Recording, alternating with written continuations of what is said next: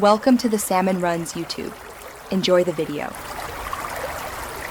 You start by confirming the exact deliverables you and the client agreed on.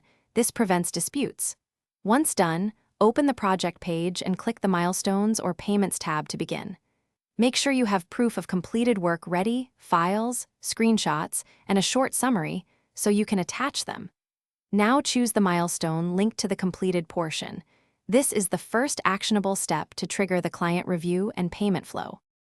Next, you create or update the milestone with a clear amount and realistic due date so the client knows expectations.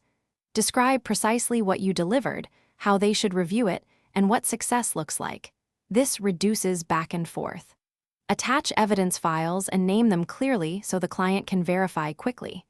Once you submit the milestone request, notify the client with a polite message pointing directly to the attached proof and the specific steps they should take to approve payment. Finally, you follow up politely within 24 to 48 hours if the client hasn't responded. A gentle reminder speeds approval. If the client requests changes or rejects the milestone, ask for specific feedback and offer a quick, time-boxed revision plan so you can resolve it fast. Make sure to document all messages and attachments. If direct resolution fails, escalate to the platform support with your evidence. Troubleshooting tip.